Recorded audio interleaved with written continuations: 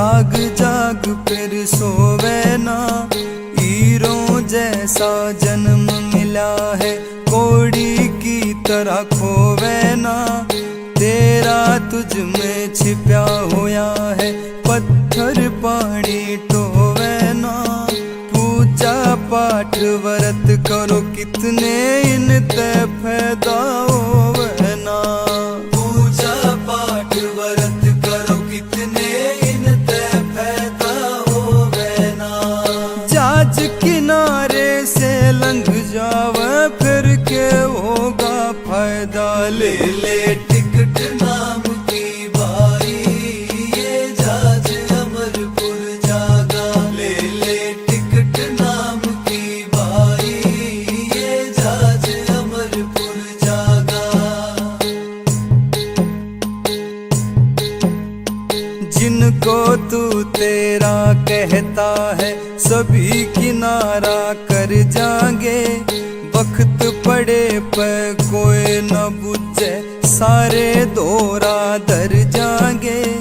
करनी तेरी पार उतरनी सारे भाग तेरे जग जाएंगे, पाप पुण्य बुरे भले सारे तेरी आँखें आगे फिर जाएंगे, पाप पुण्य बुरे भले सारे तेरी आँखें। जो गुरुमुख हो जाता है वो हमेशा गुरु का ही दर्श चाहता है, उन्हीं से मिलना बैठना उठना हर प्रकार से हर काम में उसको गुरु ही गुरु नज़र आता है। तो ऐसा समय आया एक बार, स्वामी जी महाराज काफ़ी भक्ति में लीन रहते थे, लोगों से मिलना कम कर देते थे, क्योंकि कहते थे कि जितना दुनियादारी के लोगों से मिलते हो उतना ही मन दुनिया में फंसता चला जाता है। और ये हम देखते भी हैं, दुनियादारी की बातों की तरफ संतान में, मित्रों में या रिश्तेदारों में जितना भी हम अपना लगाव बढ़ाते हैं तो हमें वही अच्छे लगने लगते हैं। भक्ति की तरफ से बस थोड़ा विक्षेप पड़ जाता है, कमी आ जाती है, क्योंकि जो हमारा मार्ग था वो बदल जाता है, वो दुनिया की ओर हो जाता है। दो ही रास्ते हैं आदमी के, एक प्रवृत्ति का है, एक निवृत्ति का है। तो दुनियादारी का जो रास्ता है वो आदमी को बांध देता है, फंसा देता है, मोह के बंधन लगा देता है। प्रेम नहीं, जिसको प्रेम कहते हो तो झूठा है, प्रेम कहते हो झूठा है, सत्य तो मौत है। वह अवश्य प्रेम तो बदल जाता है, प्रेम थोड़ा है। छिन उतरे छिन चढ़े सो तो प्रेम है ना, कुछ दिन में प्रेम दिखाई देता है, थोड़े दिन में टूट जाता है। प्रेम कहाँ है, नहीं देखते। लड़का लड़की अपनी मर्जी से एक दूसरे से प्रेम करते हैं, शादी कर लेते हैं, 2-4 साल के बाद कहते हैं कि टूट गया, नहीं बनी बात। तो प्रेम थोड़ा था, प्रेम तो वो होता है आदमी की हालत कैसी भी हो जाए, जिससे संबंध जुड़ गया उसके साथ में, जैसा भी गुजरे, भला हो बुरा हो, दुख हो कष्ट हो, कितनी भी हानि हो, उसके लिए तो प्राण तक देने के लिए तैयार, प्रेम उसको कहते हैं। और प्रेम के मार्ग पर चलने वाले को प्रेमी कहते हैं। और प्रेम तो सिर्फ सतगुरु से या मालिक से ही होना चाहिए, दुनियादारों से प्रेम नहीं। वो मोह की फांस है, वो बंधन है, वो बंधन है, वो इंसान को गिराता है, प्रेम इंसान को उभारता है। प्रेम सच्चा होता है, सत्य मौत की तरह सत्य होता है, वो टूटता नहीं, जुदा नहीं होता, अलग नहीं होता। तो हजूर महाराज जी की अगर सेवा बाणी पढ़ के देखोगे, उन्होंने भक्ति किस चीज़ की करनी है, किसकी भक्ति करोगे आप?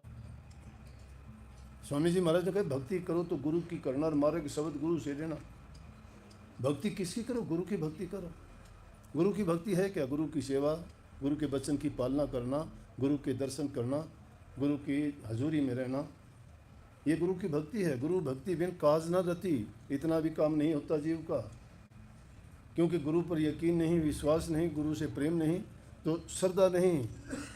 विश्वास फलदायकम, जिसका विश्वास होता है उसी से फल मिलता है, जिसका विश्वास नहीं उसको क्या फल मिलेगा।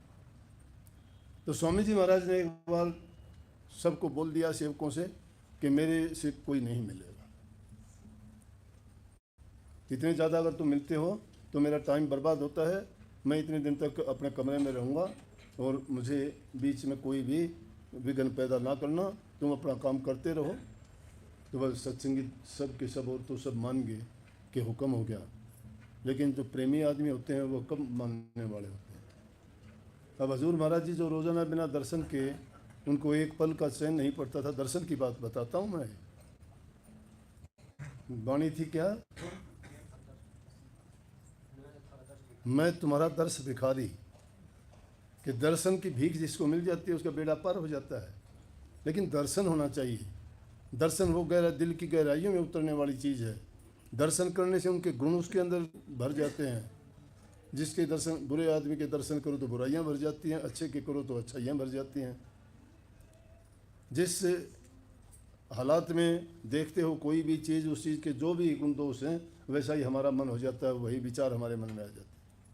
संतों महापुरुषों के दर्शन से शांति मिलती है। वो भक्ति की सही मूर्त हैं, खजाना हैं, वो प्रेम के, शांति के, कल्याण के, उद्धार के, दया के, ये गुण हैं उनमें।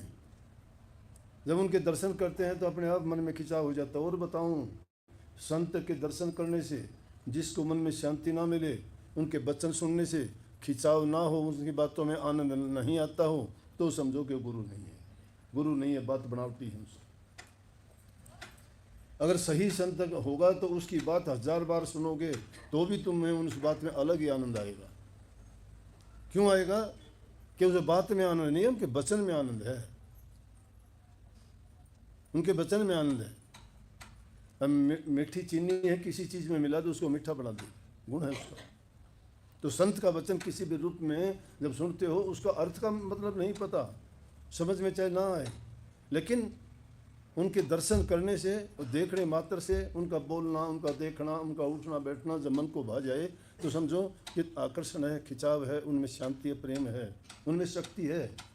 और वो दर्शन करने से हमें वो ऊर्जा, वो शक्ति उनसे सीधी मिलती है।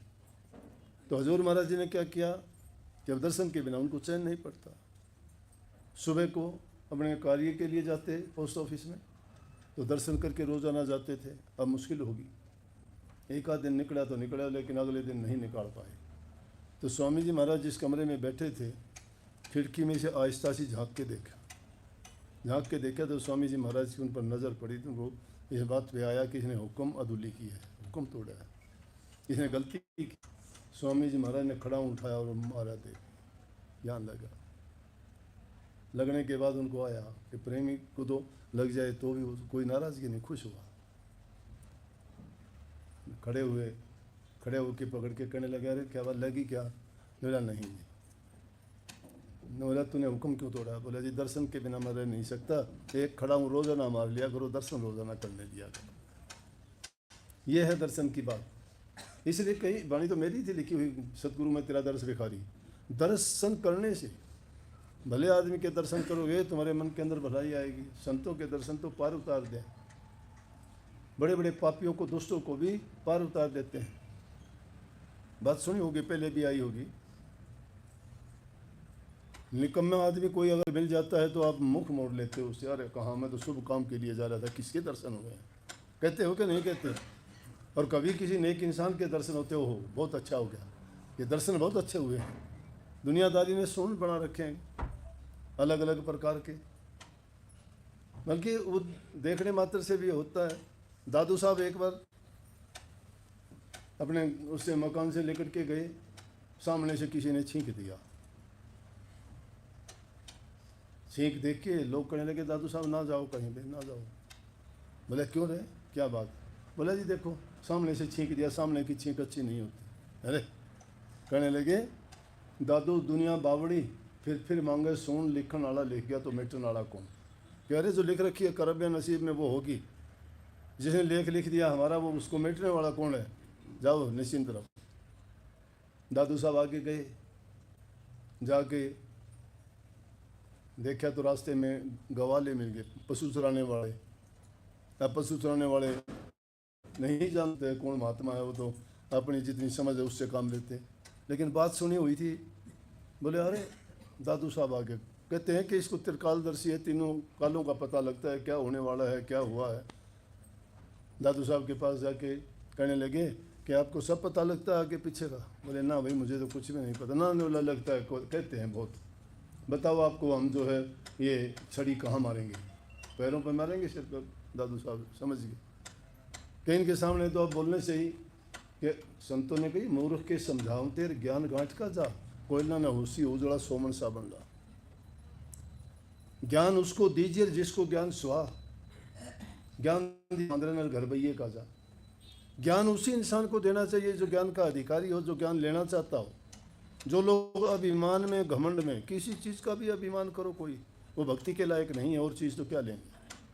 किसी को धन का घमंड हो, किसी को बल का घमंड हो, किसी को बुद्धि का घमंड हो, किसी को ऊंचे पद का घमंड हो, किसी को खानदान का घमंड हो, ये घमंड अभिमान ये इंसान के कभी चले नहीं हैं। किस चीज़ का घमंड करता है इंसान? झूठा घमंड है। एक दिन सारे घमंड टूटते हैं। किसी का रहा हो तो बता दो आज तक।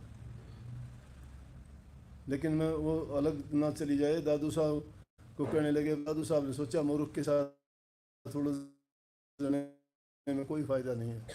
बोले भाई मुझे तो पता ही नहीं है। बोला ना पता है मारेंगे। बोले भाई पीठ पे मारोगे। अब दादू साहब और तो क्या था, उन्होंने छोड़ दिया, पूछ लिया। दादू साहब बोले, दादू दुनिया सत्य है और सत्य वाक्य सुन लिख। मैं दुनिया की मानता तो मेरा टोपा खोसे कौन। ये दुनियादारों के भी सुन हैं, मानने चाहिए। तो ये हमने जो बना रखे हैं, वो जो घटनाएं बीतती हैं उनको देखने के बाद में हम ये सोच लेते हैं कि ऐसा किया था तो उसके साथ ऐसा हुआ, तो तेरे साथ भी ऐसा ही होगा।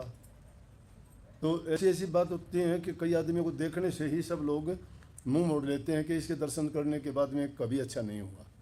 तो दादू साहब भी उन्होंने माननी पड़ी ये बात। लेकिन जो बात कही उसको सोचो कि मूर्ख के सामने ज्ञान किसको दिया जाता है? मूर्ख को ज्ञान नहीं दिया जाता, पागल को ज्ञान नहीं दिया जाता। पागल और मूर्ख सड़कों पे घूमते, उनको कैसे ज्ञान दोगे? ज्ञान समझदार को ही दिया जाता है, बुद्धिमान को ही दिया जाता है, जिसको ज़रूरत है उसी को दिया जाता है। उसको जिज्ञासु बोलते हैं।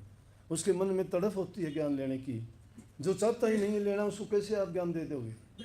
तो महापुरुषों ने कहा कि मूर्ख का तो ऐसा समझाना है कि कोयले को जितना धोओगे ना उतना ही काला निकलता जाएगा, अंदर से उसमें सफाई नहीं है।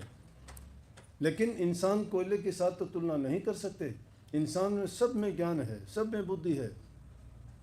लेकिन गुरु करता क्या है? गुरु ज्ञान नहीं बांटता, गुरु ज्ञान नहीं देता। ज्ञान आपके पास है, ये बातें आप सब जानते हो, लेकिन आप उन पर चलते नहीं हो। गुरु कहता है इन पर चलना भी सीख लो। गुरु उस ज्ञान से पर्दा हटाता है। वो ढके हुए हैं, उन पर पर्दा है। वो पर्दा जब हट जाता है तो शिष्य के सारे भ्रम टूट जाते हैं। पर्दा हट जाता है तो सत्य समझ में आ जाता है। सच्चाई जब उनको दिखाई देती है तो फिर उनको ये लगता है कि हाँ गुरु ने हमें ये बात दी है। गुरु क्या देता है? अपने पास से कुछ नहीं देता। गुरु आपको समझाता है, उस रास्ते पे चल पड़ते हो तो आपका जीवन सफल है। जो नहीं चलते, उनका अपनी मर्जी से जो करते हैं, मन मर्जी के काम से किए हुए, तो आदमी कभी फ़ायदा उठाता नहीं, नुकसान ही होता है। तो ये दर्शन करने का महत्व है। संतों के दर्शन करने से आदमी की बड़ी से बड़ी बला टल जाती है। दर्शन करने का तो बताऊं कि गद्दी के नानक साहब के दूसरे गुरु जो अंगद साहब हुए ना, वो देवी की पूजा करता था, उनका पूरा परिवार। तो एक दिन उस पूरा परिवार देवी की पूजा करने के लिए निकले, जा रहे थे। रास्ते में नानक साहब का डेरा दिखाई दे गया। अब जिनके अच्छे विचार होते हैं तो अच्छी जगह को ढूंढते फिरते हैं कि भाई कोई गुरु हो, कोई सत्संग हो, कोई मंदिर मस्जिद हो, उसमें जाके वो खोज करते हैं कि हम भी चलो वहाँ दर्शन करके आएँ, कोई हमें कथा वार्ता वचन आदेश उपदेश सुनने को मिलेगा, अच्छा लगेगा। क्यों? उनकी चाहत है। वो जिसको जिस चीज़ की ज़रूरत है, जिसको जिसकी चाह है, वो वही चीज़ खोजने के लिए लग जाता है उसका। तो अंगद साहब गए, बोले कि तुम चलो मैं आता हूँ। डेरे में जाके देखा, दर्शन करने के लिए बैठ के कि नानक साहब के दर्शन करूँगा। बोले अभी तो दर्शन नहीं होंगे, टाइम लगेगा। वो करते करते उनको इतनी शांति मिली कि वो तो सारे निकल गए घर वाले, और वो वहीं रह गए। दर्शन करे नानक साहब के। रात को बोला कि यहीं रुक जाता हूँ, कहाँ जाऊँ? वो तो जा लिए सब। अंगद साहब वहीं रुक के रात को। जब रात के समय में नई जगह थी, उसको नींद नहीं आ रही थी, देखा तो सुबह का टाइम हुआ, एक बहुत सुंदर औरत आई और वो झाड़ू लेके झाड़ू निकालने लगी। उसने देखा इतनी रात के आधी रात का समय, इतनी सुंदर औरत ये डेरे में पहले तो दिखाई नहीं थी, तुम तो दिन में भी था यहाँ, अब ये कौन है? उसके पास जाके कहने लगा, माता जी आप कौन हो? बोली भैया मैं देवी हूँ। देवी हो? परिवार तो हमारा देवी के दर्शन करने के लिए गया है, और ये यहाँ कहने लगे आप, हाँ संतों के दरबार की सेवा करते हूँ मैं, और यहाँ से इस दरबार की सेवा करने के बाद में जो मुझे फल मिलता है ना, वो जाके मैं अपने भक्तों में बांटती हूँ। बड़े खुश हो गए, अरे बड़े भाग मेरे, जिनका परिवार दर्शन करने के लिए गया है वो तो यहाँ है, और वो भी संतों से भीख मांगने के लिए आई है, और यहाँ से मांग के लेके जाती है, फिर अपने सेवकों को देती है। तो मैं तो सीधा ही उनके पास पहुँच गया। घर वाले मिले कि तुम आया नहीं, हम तेरी इंतजार करते रहे। बोला क्या करता मैं आके, तुम वहाँ गए, जिसके पास तुम गए थे वो यहीं दर्शन दे गई मेरे को, संतों के दरबार में यहीं आके मिल गई। तो इसलिए कही कि संतों के दर्शन से आई टल बला। कई बार ऐसी घटना दुर्घटना होनी होती है कि संतों के पास जाते हो तो उसे बुरा होने से बच जाते हैं। इसीलिए बार बार ये कहते, संत मिलन को चालिए तज माया अभिमान, और जो जो पग धरनी धरे त्यो तो युग समान। संतों को मिलने के लिए तुम चलते भी हो नहीं तो एक कदम भी उनकी तरफ रखते हो तो वो 100 यज्ञों के बराबर एक कदम है। एक महाभारत का युद्ध आप सबको याद होगा। कृष्ण जी उनके रखवाले थे कौरव पांडवों के, कौरवों के विशेष रूप से। महाभारत का युद्ध हुआ, जीत होगी। कृष्ण जी कहने लगे पांडवों से, भाई तुम्हें पाप लग गया। बोला क्या करें, पाप लग गया तो तुम यज्ञ करो, यज्ञ करने से तुम्हारे पाप कट जाएंगे। और यज्ञ में सबको बुलाना, सबको निमंत्रण देना। सबको निमंत्रण दे दिया कि भाई सब ने आना, सब आए। फकीर महात्मा जो भी उनको ज्ञान था सब बुला लिए, लेकिन एक सुपच ऋषि थे, उनको नहीं बुला पाए। उनको नहीं बुला पाए तो यज्ञ पूरा नहीं हुआ। कोई ना कोई महान आत्मा, महापुरुष इस यज्ञ में नहीं आया, तुमने बुलाया नहीं। पता करा भाई, और तो सब आए थे। बोले सुपच ऋषि नहीं बुलाया गया। बोले तो बड़ी मुश्किल होगी। बोले चलो, भीम जो था अपने ताकत का, उसको बड़ा अभिमान था। बोले रुको मैं अभी लेके आता हूँ, ये गया, ये ले उठा लूँगा अभी। तो आदमी को जब अभिमान किसी चीज़ का हो जाता है ना, अभिमान टूट जाता है। रावण को अभिमान हुआ था, मिट्टी में मिला, मिला कि नहीं। हिरणाक उसको हुआ था, किस बुरी तरह से मारा गया, जिसने ये कह दिया था कि ना मैं किसी हथियार से मरूं, ना दिन में मरूं, ना रात को मरूं, ना किसी इंसान से मरूं, ना जानवर से मरूं, ना दिन के टाइम मरूं, ना रात को मरूं, सारे, ना भीतर मरूं, ना बाहर मरूं। लेकिन उसका इंतज़ाम भी कर दिया, उसका अभिमान भी टूटते देर नहीं लगी। नरसिंह का रूप धर लिया, हथियार की जरूरत नहीं, नखों से पाट दिया। बाहर भीतर का नहीं, दरवाजे के बीच में बैठ लिया, जमीन में और आसमान में कहीं नहीं, घुटनों में रख के पाट दिया कि ना नीचे है, ना ऊपर है, ना बाहर है, ना भीतर है, ना हथियार है, ना मैं मानस हूँ मारने वाला, ना मैं जानवर हूँ। अभिमान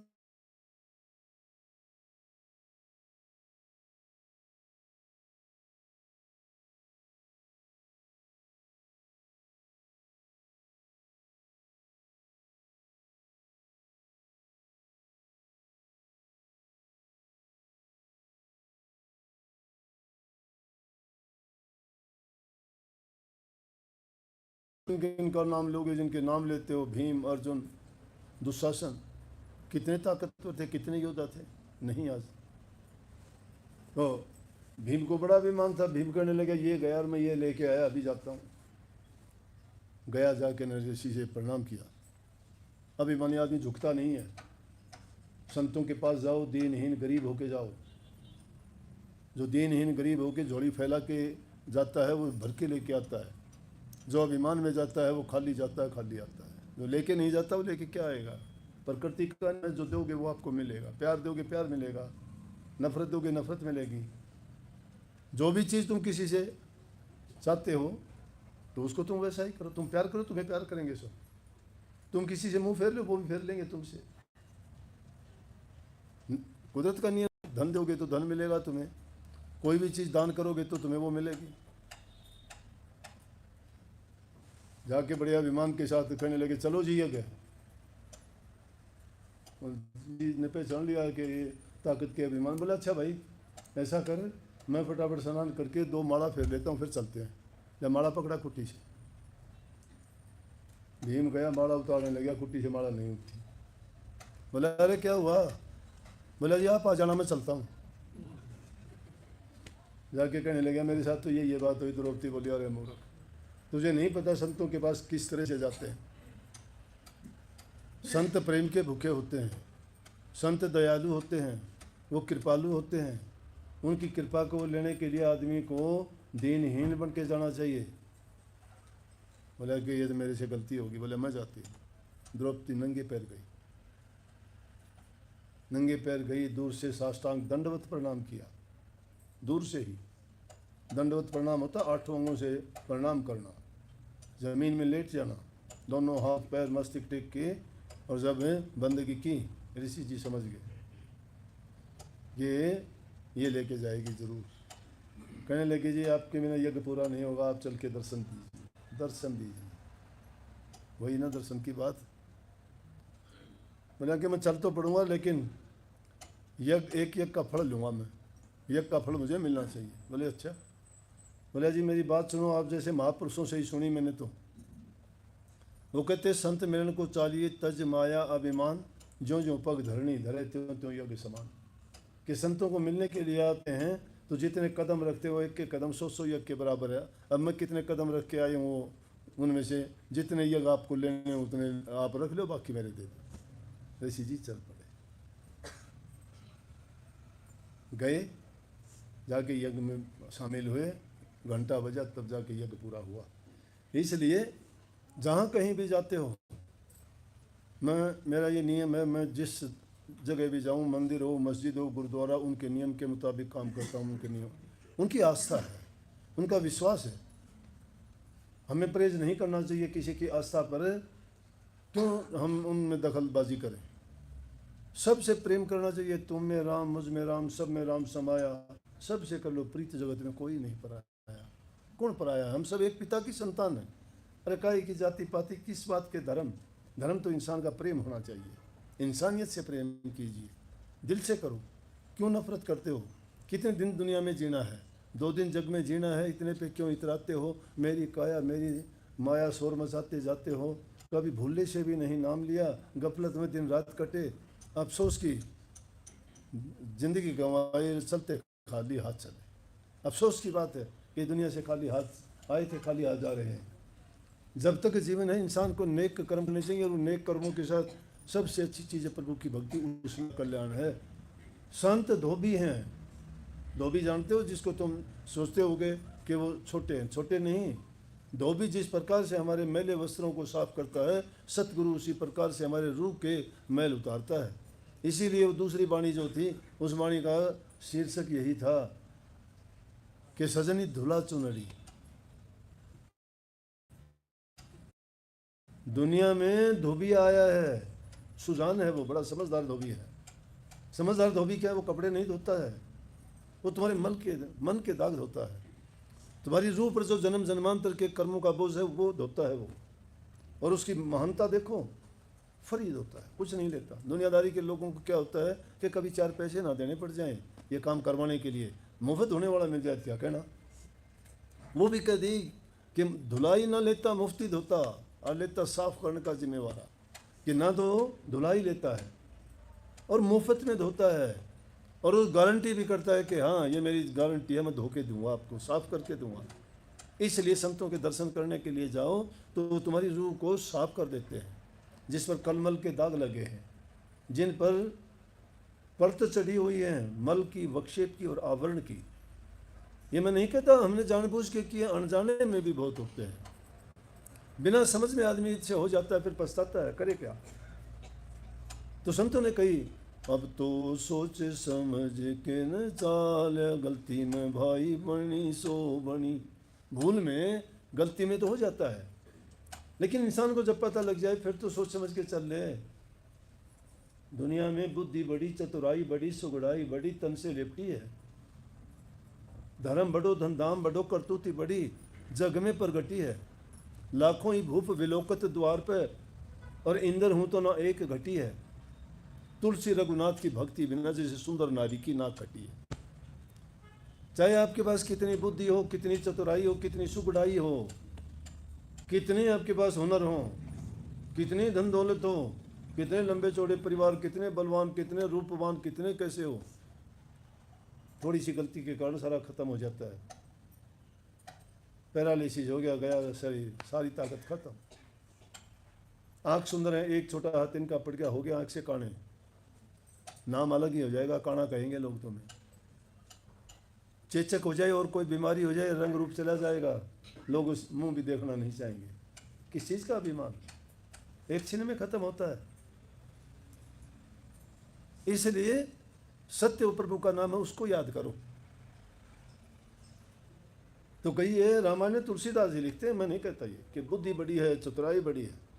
बुद्धि है, काम आती है बुद्धि, चतुराई भी बड़ी है, बड़े बड़े चतुराई से काम कर लेते हो, सुगढ़ाई बड़ी है, और भी ज़्यादा तुम सुंदर ढंग से बातों का बोलना, काम का करना, कोई और चीज़ों को ढंग से संभाल के रखना, ये काम करते हो, कर लोगे, बड़ी अच्छी बात है।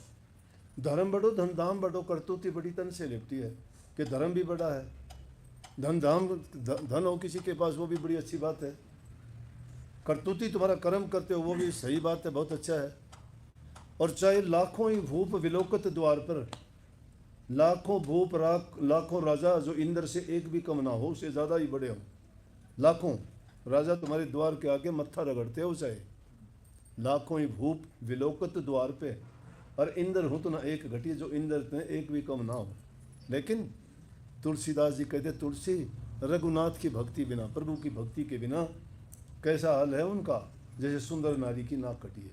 और तो कितने भी सुंदर हो, जिसकी नाक कट गई, वो सुंदर कहाँ है? सुंदरता तो खत्म होगी ना, और गुण कितने भी गुण क्यों ना हो, हमारे अंदर ये सारी चीज़ें हों, सारी चीज़ें हम सबके पास कितनी भी हो जाएं दुनियादारी की, ये पदार्थ इंसान को पार नहीं लगाते, यहीं छोड़ के जाते हैं। तो उसी प्रकार से ये कोई मायने नहीं रखते, और हमारी हालत उस औरत जैसी हो जाती है, चाहे सुंदर होते हुए वो कुरूप होती है नाक के बिना। तो प्रभु की भक्ति बिना इंसान का कोई महत्व नहीं है। अब भक्ति करना कितनी जरूरी है, संतों के पास जाओगे ना, ये तो बात, वाणी 4 प्रकार की होती है। संत हर प्रकार से जो जीव जैसा होता है वैसी वाणी सुनाते हैं। किसी को रोचक वाणी सुनाते हैं, उसको आनंद आता है, अच्छी लगेगी, वो उस रास्ते पे चल पड़ेगा। किसी को भयानक सुनाते हैं, डरावनी, कि नरकों के ये तकलीफ उठानी पड़ेंगी, तुम्हारी हालत ख़राब होगी, तुम्हारे साथ ये बीतेगी, उससे डरते हैं। और तीसरी है चेतावनी, चेताए जाते हैं कि देख भाई, चेत ले, समझ ले, और अपने आप को संभाल ले। जो चेतता समझदार संभालता नहीं है, फिर अपनी हालत तो खुद सोच लेना क्या होने वाला है। और चौथी वाणी यथार्थ वाणी होती है। यथार्थ वाणी तो संतों को बहुत बाद में बतानी और समझानी पड़ती है, जब जीव सही रास्ते पे पड़ जाता है। बेटे पोते सभी कर नफरत, कोई कम कोई ज्यादा, ले ले टिकट नाम की बारी, ये जाज अमरपुर जागा, ले ले टिकट नाम की बारी, ये जाज अमरपुर जागा। बिना टिकट जो पकड़े जाते, रस्ते बीच उतारेंगे, जम के दूत फिरे जो गर्दे, तन पे कोड़े मारेंगे। बिना टिकट वालों को ताते, तेल कढ़ाए डारेंगे। कोई न अपील सुनेगा, भट्टी अग्नि वाली में डालेंगे। कोई न अपील सुनेगा, भट्टी अग्नि वाली में डालेंगे। वहाँ का अफसर बड़ा सख्त है, रखता पक्का कायदा, ले ले टिकट नाम की बारी, ये जाज अमरपुर जागा। संतों ने कही, कबीर साहब कहते हैं, सांस सांस में नाम सुमर, और खाली सांस ना खोए। सांस सांस में नाम सुमरो। लंबी चौड़ी बात तो नहीं बढ़ाऊंगा। सुमन भी 3 प्रकार से, दुनिया में 3 गुण हैं, ये दुनिया त्रिगुणात्मक है। सतोगुण, रजोगुण और तमोगुण, हर चीज़ में वो सारी चीज़ें पाई जाती हैं। आप में किसी में क्रोध हो तो तमोगुण है, उस टाइम में गुस्सा है। अगर आपके विचार अच्छे हैं, हंसी मजाक ठीक ठाक, ना किसी को बुरा भला कहते हो, सही हो, तो वो आपके रजोगुणी है। और अगर एकदम आपका कोई चीज़ से लेना देना मतलब नहीं है, वो आपके सत्वगुणी विचार। सुमन भी इसी प्रकार से तीनों गुणों पर आधारित है। सुमन जब करते हो तो एक सुमन करते हो तुम्हारे कल्याण के लिए, तुम्हारे कल्याण के लिए करते हो, वो सतोगुणी है। एक है रजोगुणी, तुम किसी के बारे में अहित उसकी बुराई सोचते हो और तब सुमन करते हो, तो वो तुम्हारा तमोगुणी है। और एक ना तुम्हें उस और तुम्हारा ध्यान है और ना ही तुम्हें कोई उससे मतलब है और फिर आप सुमन करते हो, तो वो आपका रजोगुणी है। अब सुमन भी तीन प्रकार का, एक जबान से करते हो, शुरू में जबान से करना पड़ेगा। जबान से शुरू में जो सुमन करते हो उसमें जो ताकत होती है उसको जाप कहते हैं, जाप। और वो जाप करते करते क्या होगा, इतना पक जाएगा कि जब कहीं बैठोगे, उठोगे, खाओगे, पियोगे, सोओगे, अजपा बढ़ जाएगा। बिना जपे भी आपको याद आएगा, खाते खाते भी आपका चलता रहेगा, क्योंकि उसका अभ्यास हो गया। सोते हुए भी वही होगा, बैठे हुए भी होगा, कि वो चीज़ को देखते हुए भी रहेगा। वैसे कबीर साहब ने इसको उन्मन रहनी कहा है। ये गति आती है, वो हंस गति का साध कहलाता है, अभ्यासी कहलाता है। ज़्यादा ऊंची गति नहीं है ये, लेकिन सुमन की गति है ये। अभी सुमन की दूसरी गति है कि उस जाप को ही उसका उससे ऊंचे वाला दर्जा अजपा जाप है। और इसमें जाप करने से अजपा जाप में 10 गुना ज़्यादा ताकत है, उसकी ताकत बढ़ जाती है। और वही जाप जब अजपा बन जाता है, और अजपा जाप से भी तुम जाप करते करते सुमन करते हुए उसके ऊपर चले जाते हो ना, तो अनहद को पार कर जाता है, जिसको कहते हैं गुरु करे वार से पार। वार क्या है, संसार है। पार क्या है, वो तीन के पार है, तीन गुणों से पार है, और तीनों धर्म से पार है, और त्रिलोकी से पार है। 4 गुण चौथे गुण में पहुंच जाता है। और वो सुमन जब करते हो उसमें उससे 100 गुना ज़्यादा ताकत होती है। जाप में अगर 100 गुना ताकत है, जाप में 10 गुना ताकत है, तो अजपा जाप में 100 गुना ताकत हो जाएगी। और अजपा से जब अनहद में जाओगे तो 1000 गुना ताकत हो जाएगी। ये सुमन है। लेकिन इसके साथ सुमन करते करते जब तुम्हें ध्यान करना है, ध्यान किस लिए, किस चीज़ का ध्यान करोगे, ध्यान कहाँ लगाओगे? ध्यान खाली जगह में तो नहीं। ध्यान करने के भी संतों ने, फकीरों ने, महात्माओं ने अनेक तरीके हैं। साधुओं की 5 क्रिया है, चाचरी है, भौंचरी है, खेचरी है, अगोचरी है, उन्मणी है। लेकिन इन चीज़ों को आपको पढ़ाने से कोई फ़ायदा नहीं है। क्या करोगे, जान के भी क्या करोगे? हमें कोई कोर्स थोड़ा करना, कोई इम्तिहान थोड़ा देना। हमें तो अपना काम करना है। अपना काम तो सतगुरु का जो वचन उपदेश है उनकी आज्ञा में चल के जैसा कहते हैं वैसा करते जाएं। ध्यान करना है। ध्यान जिसका करोगे उसी के गुण आप में आएंगे। तो ध्यान करने के लिए गुरु से बढ़ के कोई हमारा आदर्श नहीं है। क्यों? वो प्रकाशित हैं, आपको भी प्रकाशित कर देंगे, आप में भी ज्ञान का संचार हो जाएगा। आप कनेक्शन गुरु से जोड़िए, वो शक्ति के भंडार हैं। उन्होंने कनेक्शन परमात्मा से जोड़े, आप गुरु से जोड़ लीजिए। गुरु से जोड़ लोगे तुम्हारा अपने आप परमात्मा से जुड़ जाएगा। इसीलिए ध्यान कर प्यारे, बिना इसके नहीं छूटना। शक्ति एकाग्रता में है। बुआरी देखिए तुमने, झाड़ू, झाड़ू की कोई तोड़ सकता है? कितना ही ताकतवर हो, झाड़ू दे दूंगा अगर एक बार में कोई तोड़ के दिखा दे तो नहीं तोड़ सकते ना। सीख होती है, नहीं तोड़ सकते ना। या तोड़ दोगे? तोड़ देगा भाई कोई। लेकिन एक एक सीख अगर उसको तोड़ने की कहूँगा तो तोड़ दोगे ना। तो शक्ति किसी में हुई? एकाग्रता में। यूनाइट जब कर दोगे, उनको इकट्ठा कर दोगे। United we stand, divided we fall. उन चीज़ों में बिखराव है मन का। मन एक जगह है ही नहीं, इसीलिए मन की चंचलता ही नहीं, इसीलिए मन की चंचलता भागती नहीं है। मन भाग्या फिरता है। मन को कैसे रोके? वो अंकुश है जो मन को रोक देता है, उसका ध्यान। इसीलिए कही कि गुरु का ध्यान कर प्यारे, बिना इसके नहीं छूटना। सहज तरीका है, गुरु का ध्यान कर लो, छूट जाओगे। गुरु का ध्यान करने में मन की व्यक्ति हृदय में डाल देंगे। जिस घर है उसमें दीपक जला दोगे, रोशनी हो जाएगी ना। इस अंधेरे घर में भी बिना ज्ञान के अंधेरा है, तो गुरु रूपी दीपक को जला लेंगे, उसमें प्रकाश कर देंगे तो सारे हमारे भूत भ्रम भाग जाएंगे। नहीं तो अनेक भ्रमों में पड़े हुए हैं, क्या क्या सोचते हैं, पता नहीं कितने दुनिया में भ्रम डाल रखे हैं। कोई तवीज़ लटकाए फिरता है, कोई माला लटकाए फिरता है, कोई और बोझ उठाए फिरता है, कुछ ना कुछ। अरे उनमें क्या रखा है? कपड़े रंगा लिए, मन को नहीं रंगा। इसलिए कबीर साहब ने कही, बाणा बदलो सो बार बदले बाण तो बेड़ा पार।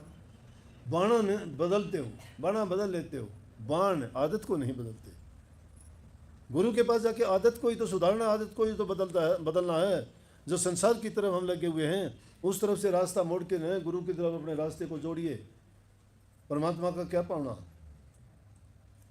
इतों पुटना इतों लावना। दुनिया की तरफ से उसको तोड़ लो और परमात्मा की तरफ उसको जोड़ दो। और रब दा की पाना, पंजाबी में है ये, रब दा की पाना, परमात्मा का क्या पाना। कितना आसान कह दिया, इधरों तोड़ना उधरों लाना।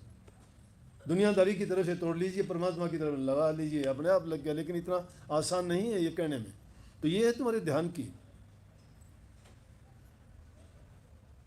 उसी इसीलिए कह दिया, इसमें जब लगाओगे ये मन नहीं टिकने देगा, वहां से भी तुम्हें लेगा, निकाल लेगा।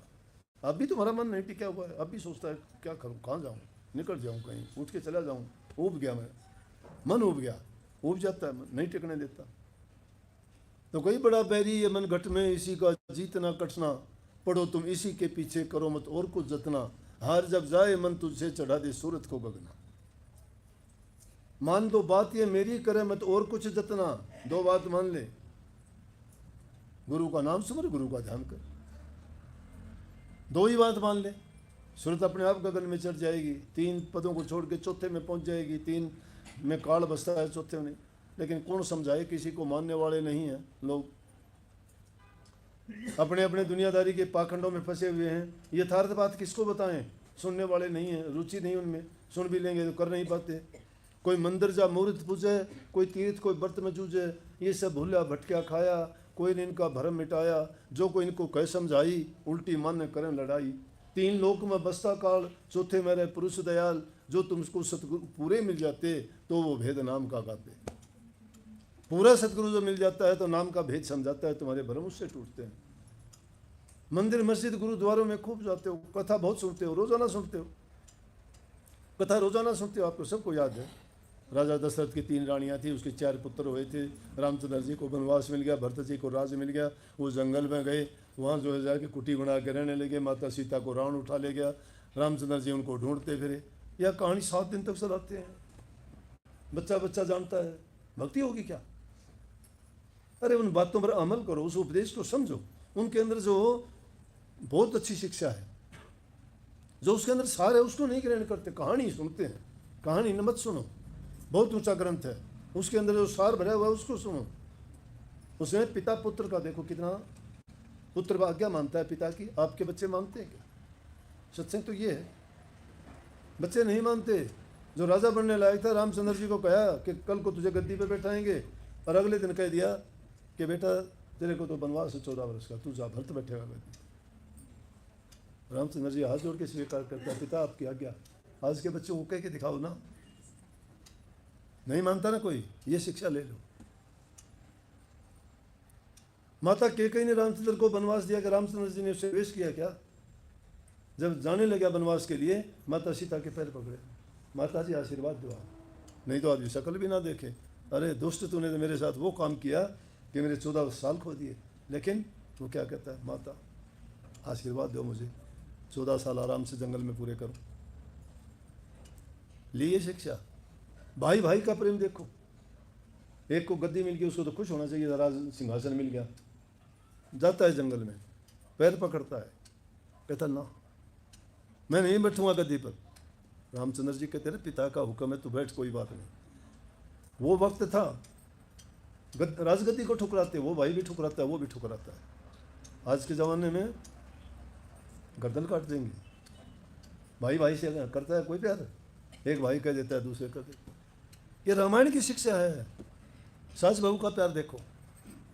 जीते जी लक्ष्मण जी साथ जाते, उसकी पत्नी क्या कहती है कि जाइए आप रामचंद्र जी के साथ। आज वाली कोई चली जान देखे, मैं गेर चलूंगी। मानता है कोई? उसके अंदर जो शिक्षा भरी है, कितनी नैतिकता है उसमें, कितनी सामाजिकता है उसमें, कितना प्यार है उसमें, कितना उसमें त्याग है, कितना तप है, कितनी साधना है। जो राजघराने में पड़े हुए बच्चे जंगलों में नंगे पैर घूमते हैं, जंगली जानवरों में, और वो भी बाहर निकल जाते स्त्री जाति होते हुए। माता सीता, हमें तो देखने का मौका मिला ये नासिक में, माता सीता जिसको उसमें रहती थी गुफा में, उसमें होके आई है। वो इतनी गहरी है कि उसमें तो फंस के नीचे जाना भी बड़ा कठिन है। उस जंगल में रही पंचवटी में, वो पंचवटी की जगह देखी, कितनी महापावन भूमि है, कैसी ऐसी महान विभूतियाँ यहाँ रही। तो वो कथा ना मानो उसको, कहानी ना मानो उसको, वो ज्ञान का वो भंडार है, उसके उस पहलू को देखो कि वो हमें शिक्षा क्या देती है। लेकिन उस शिक्षा को नहीं देखते, वैसे ही रोचकता की एक कहानी सुन के और हम खुश हो जाते। नहीं, भक्ति भरी हुई है उसमें। और उसके लिखने वाले वाल्मीकि जी ने तो 10,000 वर्ष पहले लिख दी थी ये संतों की। वो देखो कि उनको सब पता होता है। वाल्मीकि जी ने 10,000 वर्ष पहले लिख के तैयार कर दिया था रामायण को, कि आने वाले वक्त में ये ऐसा घटित होगा। और कैलाश पर्वत पर जहाँ काकभुसुंडी जी इसका उपदेश किया करते थे।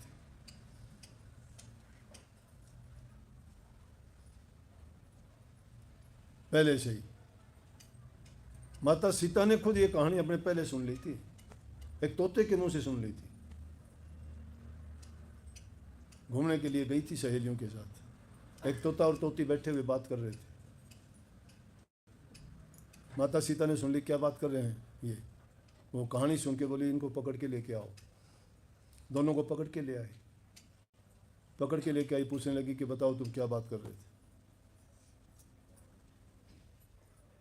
जब उन्होंने बताया कि जी तो हमारे वहाँ गुरु जी कैलाश पर्वत पर वाल्मीकि जी रोज़ाना काकभुसुंडी जी ये वहीं सब होते हैं, और हमने भी उस आश्रम में रह के कहानी सुनी थी, बताओ क्या है।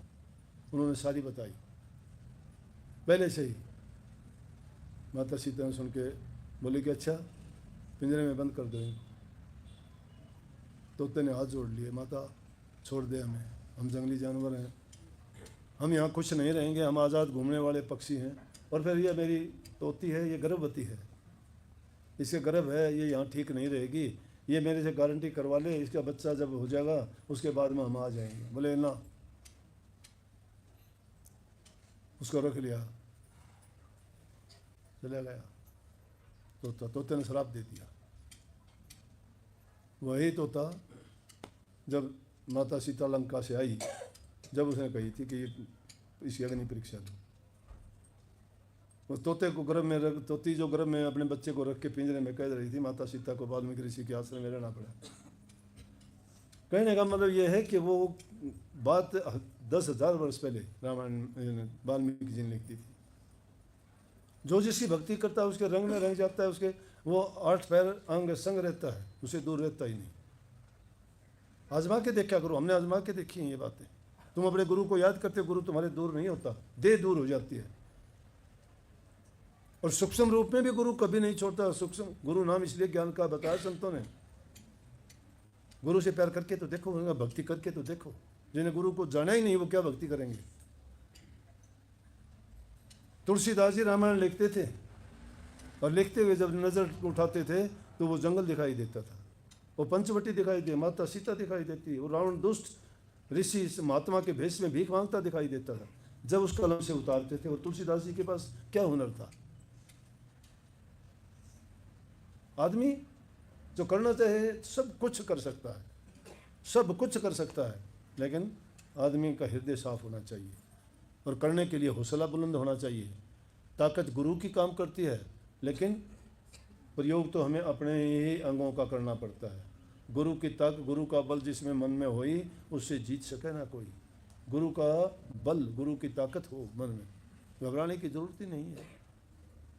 जो तुम्हारे लेख लिखे गए हैं उसको मिटने वाला नहीं है कोई। दुनिया बैरी हो जाए, कुछ बाल भी बाका नहीं कर सकती, उनको ही मुंह की खानी पड़ती है। तुम सच्चे हो, तुम्हारी अगर सच्चाई है ना, लाख बुराई को। बुल्ले से कहता बुल्ला आशिक रबदा मलामत होवे लाख, दुनिया काफिर काफिर आख दे तू आहो आहो भाग, नहीं डरो। भक्ति का मार्ग बड़ा सूक्ष्म है, ठेस लगती है, लेकिन विचलित ना हो उस पर। वो परीक्षाएं होती हैं, आता है टाइम, लेकिन उनसे ही तुम विचलित हो जाओगे तो रास्ता भटक जाओगे, छोड़ दोगे तो क्या रहेगा तुम्हारे पल्ले। भक्ति सब कुछ सहन करना सिखाती है। संत बनो तो सहन करो, धैर्य रखो, दिल में सहानुभूति, प्रेम, दया, इन गुणों को अपनाओ। जब इतना शील स्वभाव हो जाएगा ना, फिर उसे नाम का बिस्तर तैयार होगा, जब उसमें भक्ति आ सकती है, नहीं आएगी।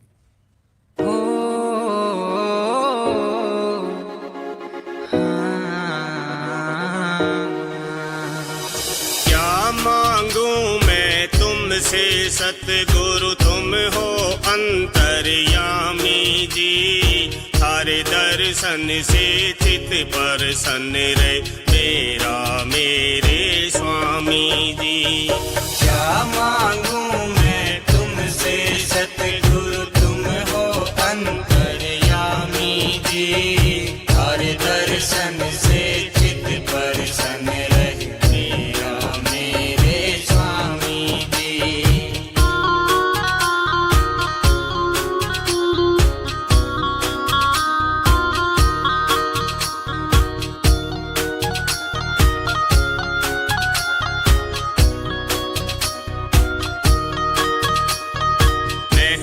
हवेली सुख वैभव ना चाहिए सुंदर काया जी।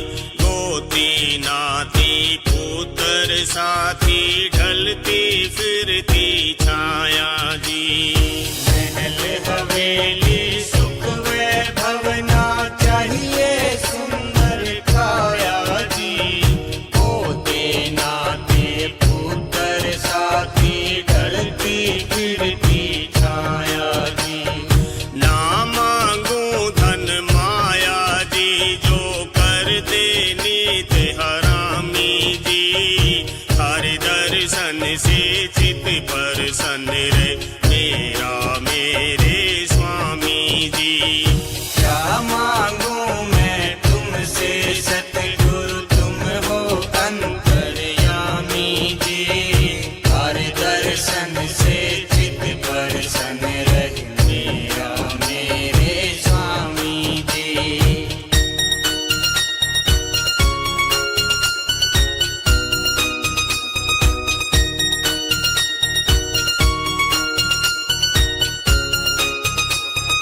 सदा नहीं रहना इस जग में, फिर क्यों जग की आस करूं।